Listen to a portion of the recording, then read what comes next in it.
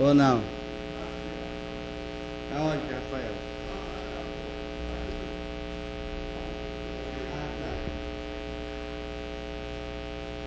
Vocês estão muito longe. Tá louco só. Feiura não passa não. Hã? Então tá, graça e paz. Graça e paz. Tudo bem com vocês? Vamos abrir as nossas Bíblias. No livro de Marcos.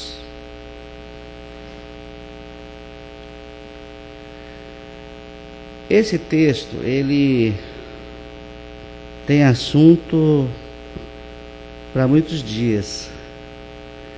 E nós vamos começar trabalhando nele hoje. E a gente provavelmente vai até domingo com ele. É um texto muito rico e que revela muita coisa, muitas lições para nossas vidas. Marcos 8, do 34 ao 35.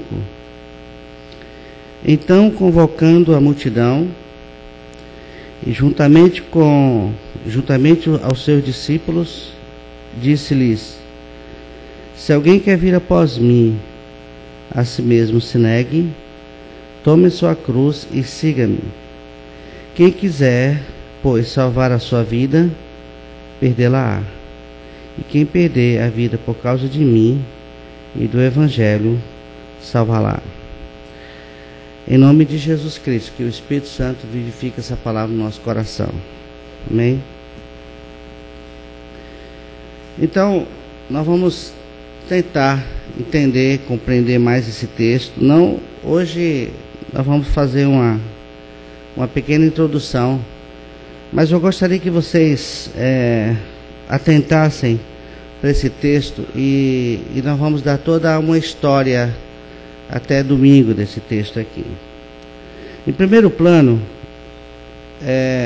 há uma convocação, uma multidão juntamente com os seus discípulos. Então aqui mostra a disponibilidade da salvação. Deus convoca a todos. Todos são convocados para experimentar a salvação.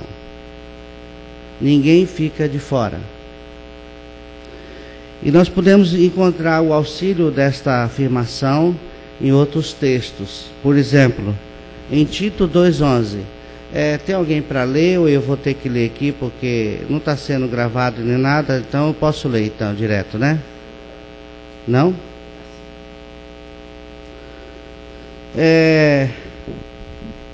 Tito 2,11 confirma este fato, que a salvação é para todas as pessoas. Deus não faz acepção. Tito 2,11 diz: sem microfone aí. Porquanto, enquanto era assim, depois ela lê os demais, porquanto a graça de Deus se manifestou salvadora a todos os homens. Aí você pode dizer assim, e todos, realmente são todos? Todos. Qualquer interpretação fora desse todos não confere com a palavra de Deus. Toda pregação que não inclui a todos, ela é uma heresia. Então, a graça se manifestou a todas as pessoas. A convocação foi feita para todos os homens. Atos 17, versículo 30 e 31. Ora, não levou Deus em conta os tempos da ignorância, agora, porém, notifica aos homens que todos, em toda parte, se arrependam, porquanto estabeleceu um dia em que há de julgar o mundo com justiça, por meio de um varão que destinou e acreditou diante de todos, ressuscitando-o dentre os mortos. Novamente aparece aí, notifica aos homens que todos, em toda parte, se arrependam. Tá claro? Fica alguém de fora? Não, o convite de Deus é para todos. Romanos 11, 32.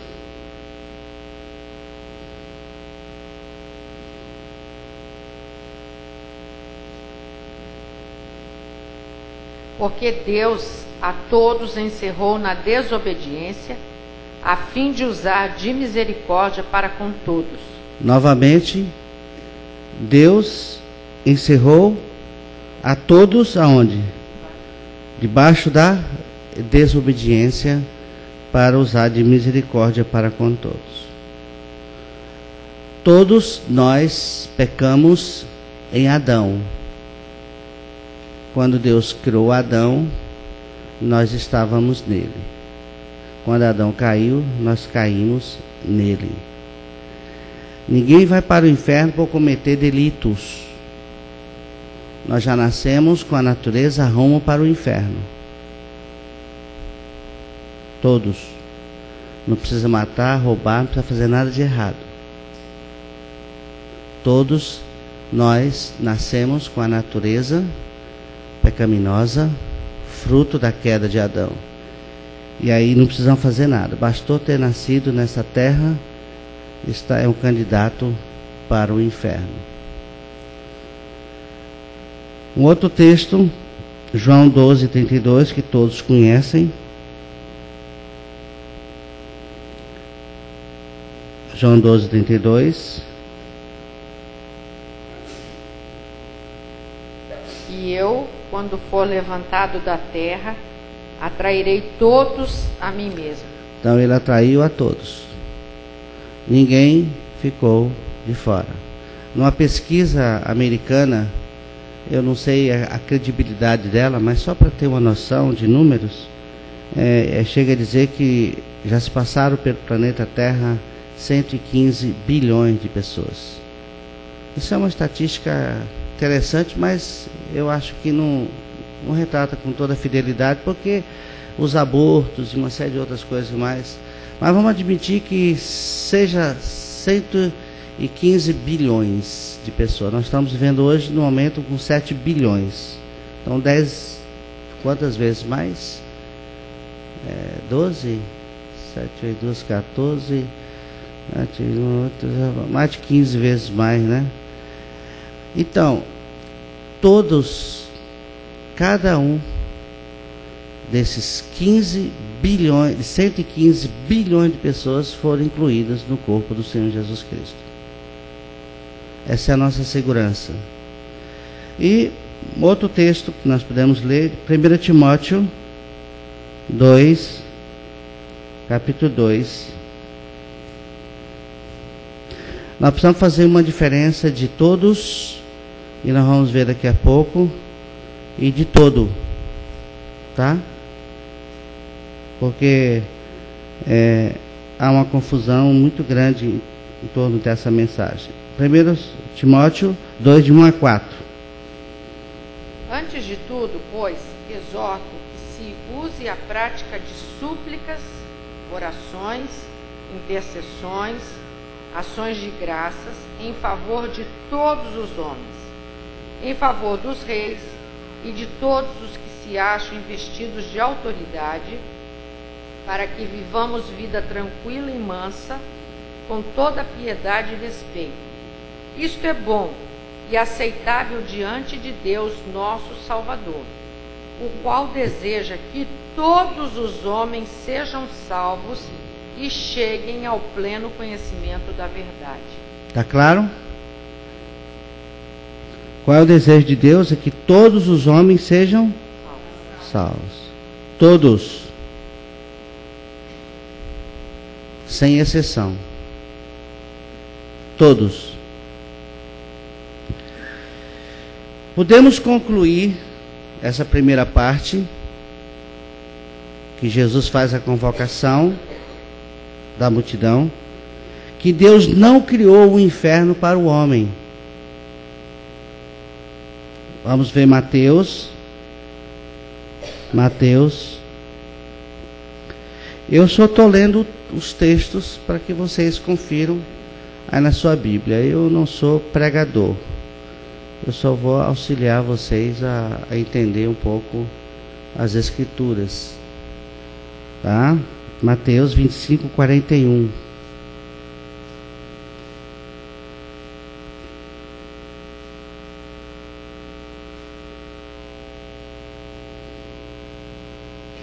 Então o rei dirá também aos que estiverem à sua esquerda: apartai-vos de mim, malditos, para o fogo eterno, preparado para o diabo e seus anjos.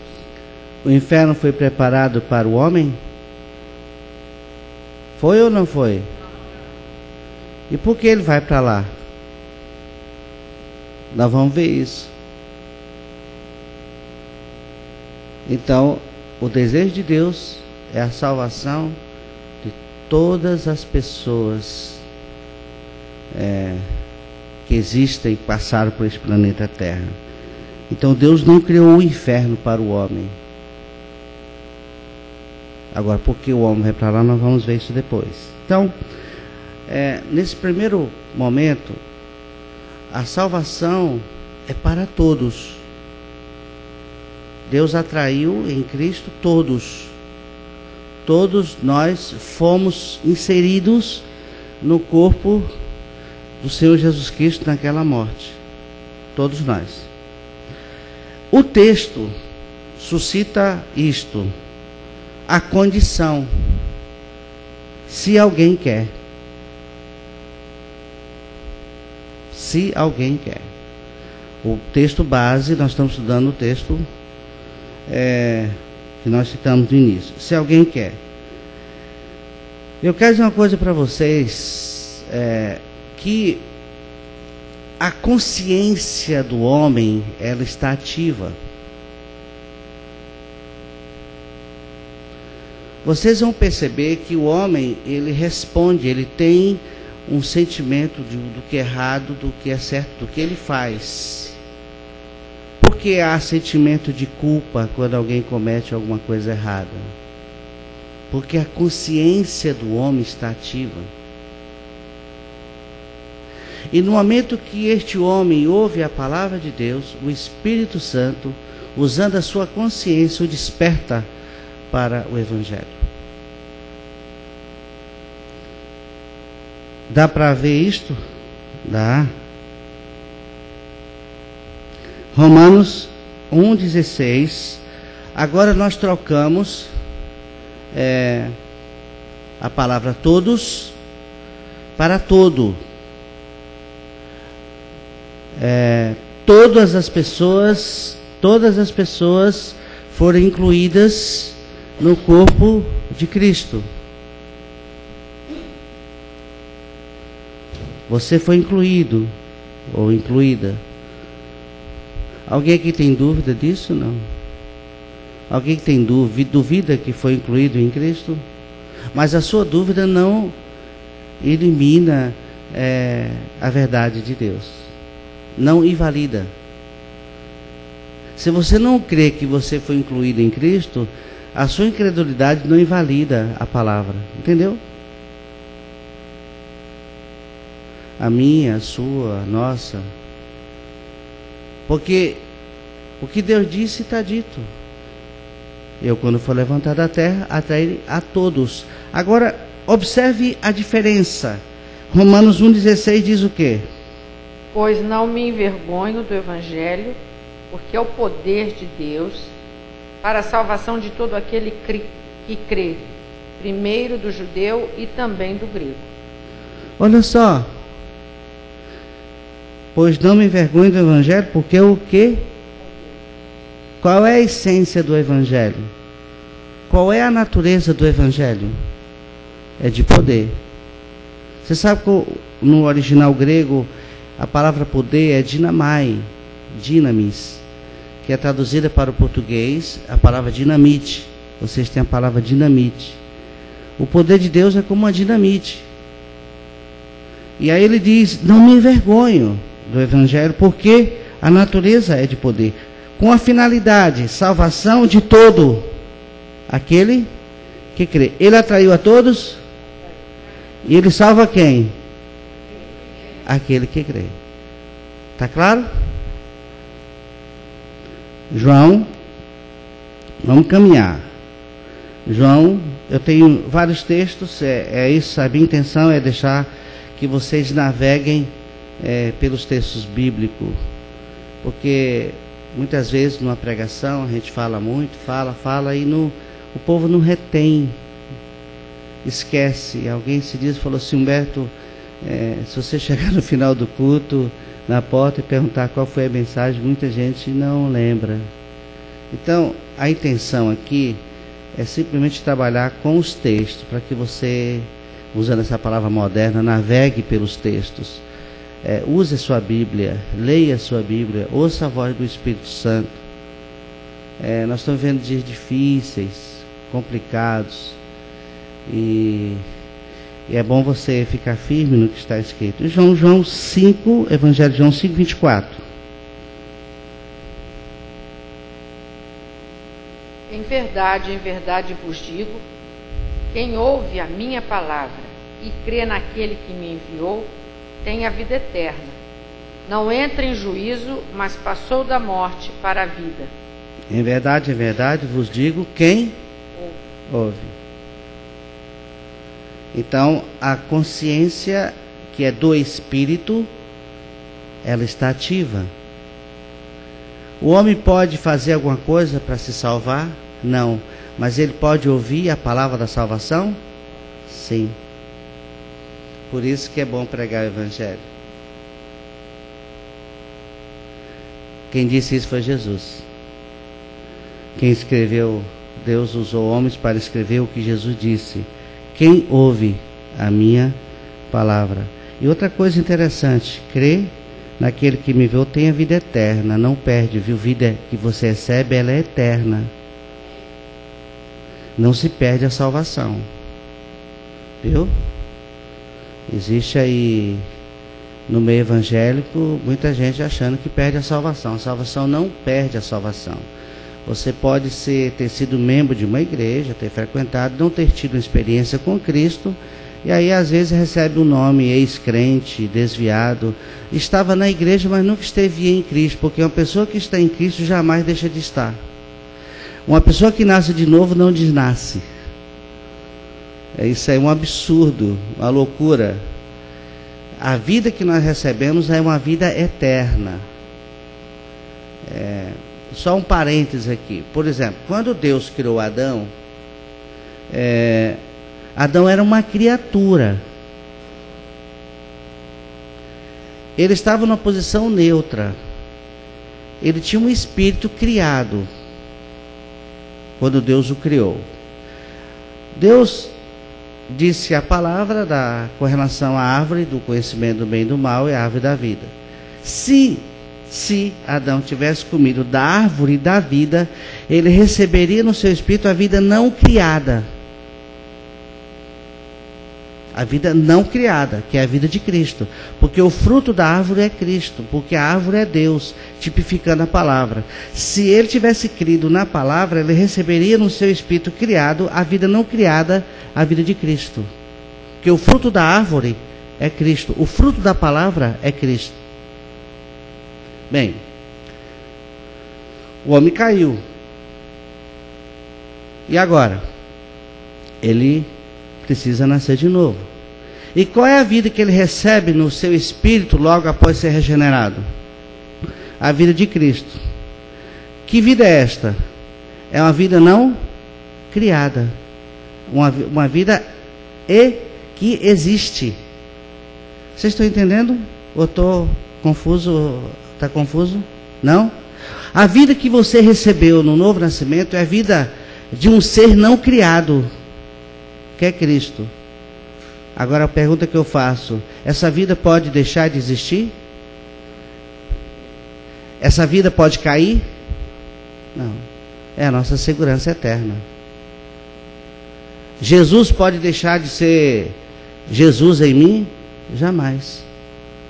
Se eu pedir para Deus, aqui eu não faria isso, mas se eu tivesse pedido para Deus, ó Deus, tira Jesus dentro de mim, Ele vai falar assim: meu filho, é tarde, eu não posso, porque o que eu fiz é por toda a eternidade. Vocês estão entendendo? É lógico que eu jamais faria isso, porque quem experimenta uma coisa tão maravilhosa não vai rejeitar. Eu estou dizendo só para ilustrar. Se eu chegasse para Deus agora e falasse assim: Pai, tira Jesus de dentro de mim, e Ele fala assim: meu filho, eu não posso mais. Porque a vida que foi colocada em mim e em você foi a vida não criada, é a vida de Cristo. Por isso que não há mais possibilidade de queda, nem tampouco na eternidade. Não existe mais nenhuma possibilidade. Então, a vida que nós recebemos é a vida eterna. Agora, o 3,16, um texto também já conhecido por todos nós, de João. Porque Deus amou ao mundo de tal maneira que deu o seu Filho unigênito, para que todo aquele que nele crê não pereça, mas tenha a vida eterna. Todo aquele que crê. Ó, lembra que, para ficar um pouco didático, acredito, o desejo de Deus é a salvação de todos. E agora, do todos, é aquele que crê. Para todo aquele que crê. Entendeu? Não é didático fazer essa pergunta, mas é uma maneira de eu próprio, para me ajudar. Agora, outro texto. João 3:36. Por isso, quem crê no Filho tem a vida eterna. O que todavia se mantém rebelde contra o Filho não verá a vida, mas sobre ele permanece a ira de Deus. Por isso, quem crê no Filho tem a vida eterna. O que todavia se mantém rebelde contra o Filho não verá a vida. Quem que fica de fora? Quem se mantém rebelde. Quem que vai para o inferno conviver com o diabo e os anjos? Aquele que se mantém rebelde. Está claro? Ele atraiu a quantos? Todos. Para que aquele que crê. Agora, e aquele que se mantém rebelde? Não vai experimentar. Então, queridos, a salvação é para todas as pessoas. Voltando para o texto, o convite de Jesus é para todos. Se alguém quiser, eu estou usando o que Jesus disse, auxiliando esse texto com os textos de outros, no caso de Paulo, João, para que a gente entenda isto. Então, obrigado. Eu derramei a água que estava aqui.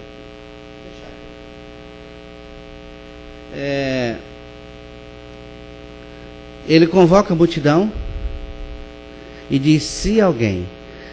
Então todos são convocados, todos são chamados. Agora aquele que crê. Agora, Cristo é o centro da salvação. Observe: perder a vida por causa de mim. Eu estou me referindo ao texto base.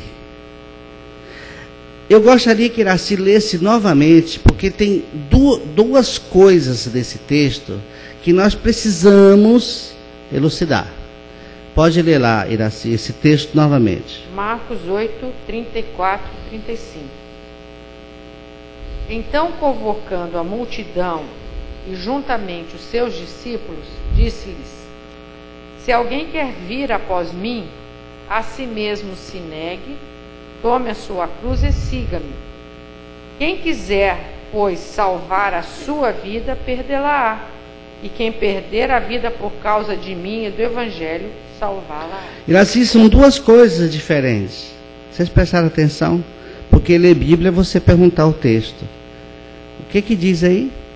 Que perder a vida por minha causa. E do... Por quê? Será que só Cristo não nos bastaria? Não. Engraçado. Porque Jesus fala de mim e do Evangelho. Veja que nós precisamos entender o que Jesus está querendo dizer. Porque é possível uma pessoa crer em Jesus e não crer no fato. É possível uma pessoa dizer, eu creio em Jesus, mas não crer na morte. Quantas pessoas nós podemos encontrar dizendo Jesus, Jesus, Jesus, e ele diz, em meu nome, em teu nome fizemos maravilhas, em teu nome fizemos, ele diz o que? Apartai-vos de mim, praticar a iniquidade, mas não falaram o nome de Jesus? Sim. Mas uma coisa é séria. O que envolve a vida de Jesus é a morte e a ressurreição. Por que Jesus então diz de mim e do Evangelho? Porque a pessoa dele, ele em si, se não fosse para a cruz, não haveria salvação. Se o grão de trigo não morrer, mas se morrer, está falando de quem? Está falando de Jesus. Ah, então se Jesus não fosse para a cruz, ele não morreria? Não. Ele ficaria só porque o salário do pecado é o quê? É a morte. Jesus pecou? Não. Então logo ele não morreria fisicamente. Ele estaria completando hoje 2000 e tantos anos, ensinando muitas coisas boas, mas todo mundo indo para o inferno. Porque os ensinamentos de Jesus não salvam. O Sermão do Monte não salva ninguém. O único monte que salva é o monte do Calvário. Há muita gente crendo em Jesus indo para o inferno. Há muita gente confessando Jesus indo para o inferno. Você quer ver um caso interessante? Pedro, Mateus 17.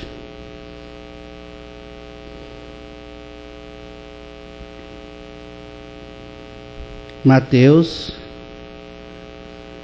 17, de 1 ao 6. Preste atenção o que Pedro falou aqui, a fala de Pedro. 6 dias depois, tomou Jesus consigo a Pedro e aos irmãos Tiago e João e os levou em particular a um alto monte. E foi transfigurado diante deles. O seu rosto resplandecia como o sol e as suas vestes tornaram-se brancas como a luz. E eis que lhe apareceram Moisés e Elias falando com ele. Então disse Pedro a Jesus: Senhor, bom é estarmos aqui. Se queres, farei aqui 3 tendas. Uma será tua, outra para Moisés, outra para Elias. Falava ele ainda quando uma nuvem luminosa os envolveu. E eis, vindo da nuvem, uma voz que dizia: Este é o meu filho amado, em quem me comprazo. A ele ouvi. Ouvindo-a, os discípulos caíram de bruços, tomados de grande medo. Olha só, o que Pedro propôs aqui? Vocês já pensaram nisso, não? Um Cristo sem cruz. É um monte da transfiguração, um lugar lindo, maravilhoso. É uma comunhão muito gostosa entre os irmãos. Que bom se pudéssemos viver assim, não é isto? E o que está lá embaixo? Porque Jesus logo em seguida desce encontra um leproso. É um tipo do homem perdido. Ai, que bom essa comunhão entre os irmãos. Que isso aqui não terminasse nunca. Isso aí é um egoísmo muito grande. É uma falta de visão. Pedro propôs o quê? Um cristianismo sem cruz. Queridos, não há salvação fora da morte de Cristo. Se alguém quiser, negue-se a si mesmo, tome a sua cruz. Quando fala de cruz aqui, não se fala de problemas. A gente confunde, levar a minha cruz é a mulher, o marido, o filho, doença. Não, a cruz aqui é aquela que Jesus tomou no momento que ele foi levantado, e ali é a nossa cruz. Porque lá nós nos encontramos.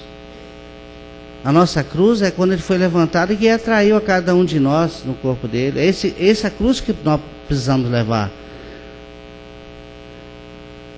E a Bíblia fala que é para levarmos diariamente o nosso morrer. O morrer no corpo, a morte de Jesus. Então é perigoso demais. Porque você pode crer em Jesus indo para o inferno. É possível crer na pessoa de Jesus e se manter rebelde à obra da cruz? É. Por que rebelde? Porque a cruz elimina toda a nossa altivez. A cruz é para levar o homem ao fim de si mesmo. E ninguém quer chegar ao fim. Nós queremos agregar mais coisas à nossa experiência, mas nós não queremos perder a nossa própria vida. Até que confessamos que morremos para o pecado, mas não confessamos que morremos para nós mesmos. Nós estamos centrados em nós mesmos, muita coisa. Até isso se denuncia nos cânticos, não podemos cantar, mas os cânticos eles estão muito mais voltados para mim, para minhas necessidades. E pouca coisa está voltada para a adoração, a pessoa dele, quem ele é. Muitas vezes confessamos que morremos para o pecado, mas precisamos crer que morremos para nós mesmos. É o fim, a cruz é o fim do Humberto. A cruz é o fim, é o seu fim, é o nosso fim. É não mais eu, mais Cristo. É uma negação do começo ao fim. Por que tanta crise? Por que tanta disputa, muitas vezes no seio da igreja? Por que tantos ciúmes, tanta inveja, tanta confusão? É falta de cruz. Porque uma pessoa que morreu para si, ela não reivindica direitos. Se ela for colocada no banco, ela fica sentadinha no banco esperando a vez dela. Ela não reclama. Ela não vai ficar falando coisas, saindo por aí, denegrindo ninguém. Gente, isso é muito sério. É tão sério que Jesus falou que a porta é estreita. E por que ela é estreita? Porque nós somos inchados. Nós somos bons demais. Então, o homem se mantém rebelde porque ele não quer morrer. Até confessa Jesus, até leva vantagem, usa o nome de Jesus, ora bonito, canta, até prega em nome de Jesus, até expulsa demônio em nome de Jesus, faz maravilha em nome de Jesus. O que que diz? Apartai-vos de mim, porque praticais iniquidade. É muito sério que você pense nisso. Jesus convoca a multidão, porque a salvação, a intenção dele, o propósito dele é salvar a todos. Aí é todo aquele que crê. E aí entra quem? A pessoa de Jesus. Então, por que ele diz perder a vida por mim e por causa do Evangelho? Porque há muita gente que até abnega a própria vida em favor de Jesus, mas não abnega a própria vida. Vocês estão entendendo isso? Há muita gente que nega a vida a favor de Jesus, mas não de si mesmo. A cruz é algo profundo. A cruz é para atingir toda a nossa essência, o que nós somos por essência. É uma dinamite que entra para implodir, para destruir tudo aquilo que é de Adão e uma reconstrução da nova vida em Cristo. Por isso que Paulo disse: eu não me envergonho do Evangelho. Então, por que não podemos desassociar Jesus do fato? Por que você pode crer em Jesus e não crer na cruz? Porque é muito fácil. Jesus é o homem que faz coisas, é aquele que atende às suas necessidades. E nós estamos mais interessados em Jesus, que atende às nossas necessidades, do que na cruz, que coloca fim em nossas vidas.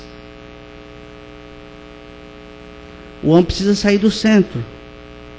Então, por que não podemos desassociar Jesus do fato? Primeiro, aqui a gente começa o estudo. Romanos 5:10. Eu estou brincando, a gente já vai encerrar. Deixar isso aqui para no próximo.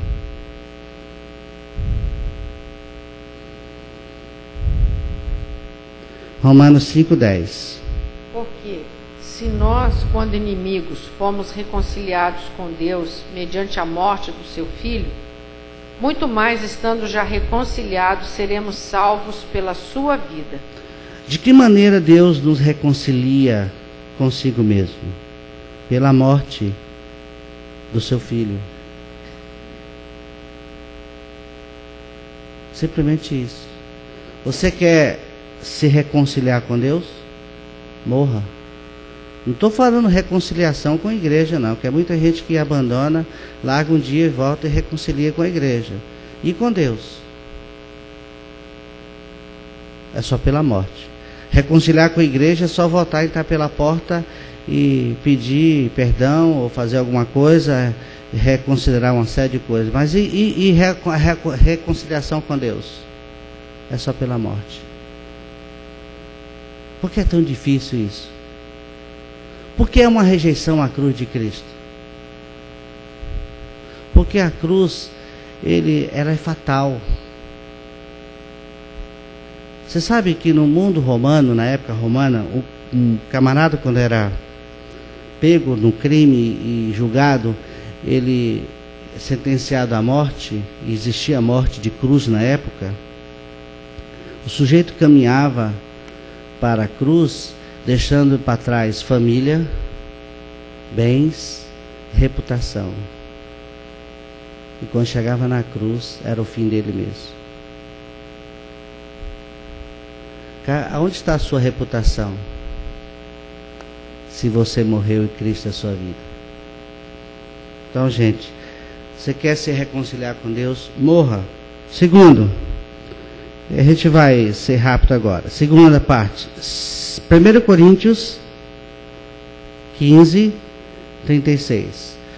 Para a gente não esquecer, quem sabe, usando essa didática, Jesus convoca a multidão, significando que a salvação é para todos, e aí restringe para todo. Por exemplo, se o universo de homens fosse o nosso aqui, vamos admitir que não há mais ninguém no planeta Terra, só nós. O nosso universo está resumido em nós aqui. A salvação seria para todos. Mas será que todos aqui querem? Essa é a pergunta.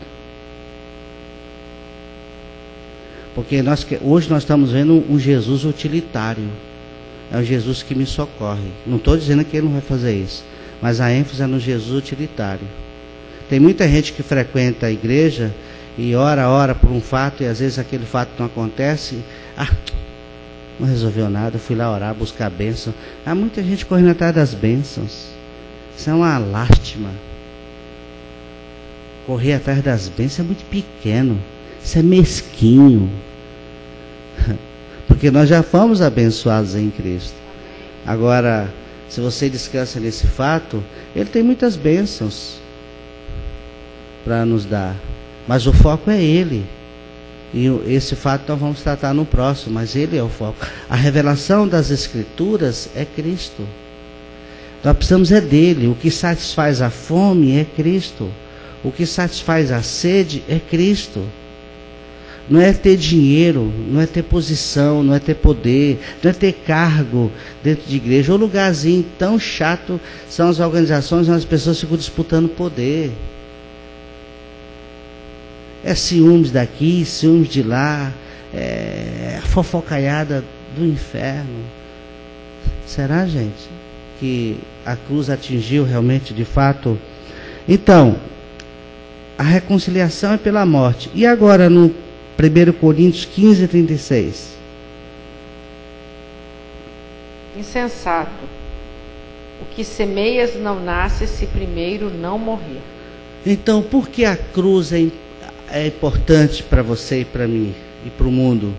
Porque não há regeneração, não há novo nascimento sem a morte. Você quer nascer de novo? Você gostaria de ter uma nova vida? Então morra. É isso que o texto está dizendo.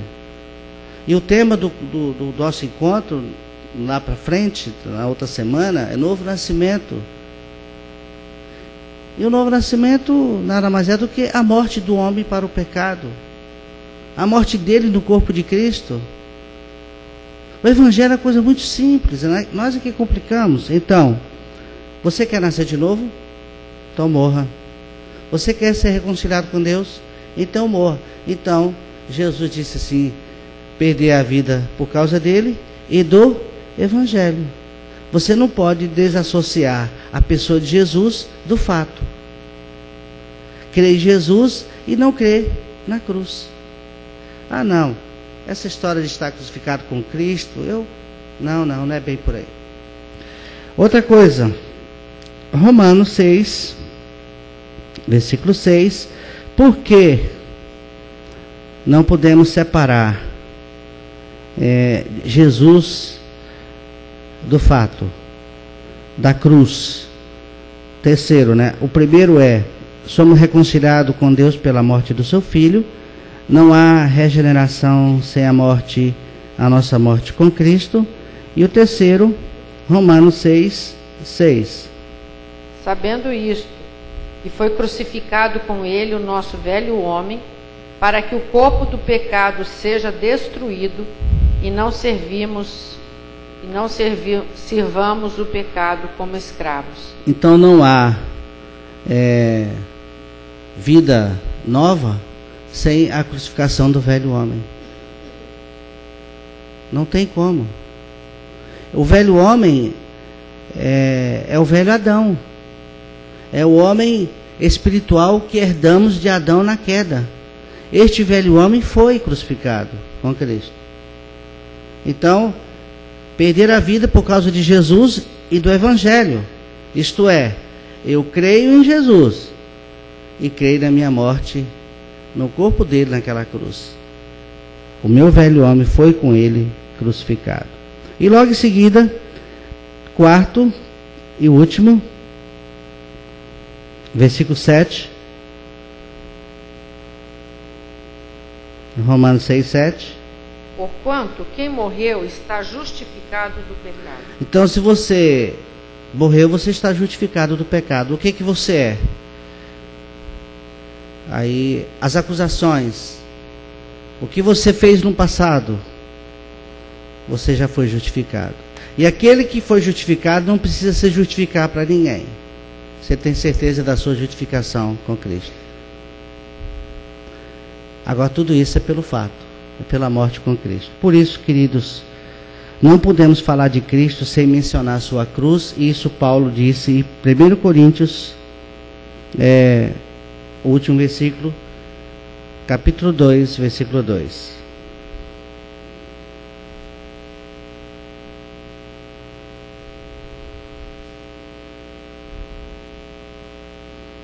Porque decidi nada saber entre vós, senão a Jesus Cristo e este crucificado. Você pode interpretar Marcos à luz do que foi dito aqui. Lembra que Jesus disse assim: perder a vida por minha e do... E por que Paulo fala aqui também? Porque decidiu saber entre vós, senão a Jesus Cristo e este crucificado. Então você não pode falar de Jesus sem falar da cruz. Não há solução para o homem. Por isso que nós não podemos deixar de pregar essa verdade. E ainda que sejamos repetitivos, porque é por essa repetição que vem a libertação. Há muita gente que ainda não, ainda a ficha não caiu. E aí nós vamos falar um pouco mais para frente. O propósito inicial na salvação é perder a vida. Lembra que eu estou falando tudo isso ligado ao texto de Marcos. Jesus faz uma convocação, é uma multidão, é para todos, mas é para aquele, do todos, tem aquele que crê e tem aquele que se mantém rebelde. A pessoa de Cristo está envolvida na salvação, ligado com o quê? Com o fato. Então, se você for pregar, falar de Jesus, fale da morte dele, porque não faz sentido falar de Jesus sem a morte dele naquela cruz. Ninguém pode ser reconciliado por Deus fora da morte. Ninguém pode nascer de novo fora da morte. Ninguém pode trocar a velha vida pela nova sem a morte. E por isso que Paulo viu a importância disso. Decidi, tomei um firme propósito de não saber nada entre vós, a não ser Cristo e este crucificado. Queridos, não é brincadeira. A porta é estreita. Só quem não entra, aquele que se mantém rebelde. É inchado em si mesmo, arrogante. Mas para aquele que se curva diante da sabedoria de Deus, simplesmente: Senhor, eu me rendo e eu aceito a minha morte no corpo de Cristo. Se você não tem certeza da sua morte com Cristo, você pode fazer essa oração no Espírito. E se você tem certeza, continue confessando, porque é bíblico isso. Talvez na próxima reunião a gente vai dar uma explicada melhor. Por que o Espírito Santo pede para a gente levar sempre a morrer? Vocês já pensaram nisso ou não? Por que o Espírito Santo está sempre exigindo que você leve sempre a morrer? Sabe por quê? Porque o grau mais baixo da fraqueza é a morte. Quando você diz eu morri, você está dizendo assim: eu não posso. Aí Jesus disse: eu posso. Aí ele manifesta a vida dele. É muito lindo isso. É maravilhoso. A Bíblia não coloca nada por acaso, não. Deus não está exigindo nada de você, nem de mim. Deus está pedindo para que você leve o seu morrer. E quando você diz eu morri, está dizendo assim: eu não posso. Eu estou morto. O que o morto pode fazer? Nada. Bateu a angústia, você diz: eu morri. O que está dizendo na prática? Eu não aguento com essa situação. Bateu a ansiedade, você diz: eu morri para a ansiedade. O que você está dizendo isso? Jesus, receba para mim essa ansiedade. É por isso que o Espírito Santo mostra isso, para a gente levar sempre a morrer, ou morrer diário, para que você não se sinta tão forte assim, mas sempre fraco, porque Paulo diz: eu sinto prazer nas fraquezas, para que o poder dele se aperfeiçoe. Então, gente, não há solução para mim, para você, nem para ninguém fora da cruz de Cristo. É perder a vida por causa dele e do Evangelho. Se você não tem certeza, peça a Deus: Senhor, eu quero a certeza, a convicção da minha morte com Cristo. Porque senão você vai ver uma vida mesquinha, sem sentido. Uma vidinha muito pobre, mesquinha. Agora, uma vida significativa Não mais eu, mas Cristo. Como é que você está, meu irmão? Eu estou crucificado e Cristo é minha vida. E os embates são muitos, mas Jesus os recebe por mim. Amém? Que Deus imprima essa verdade no coração de cada um de nós e que sejamos de fato novas criaturas. Amém?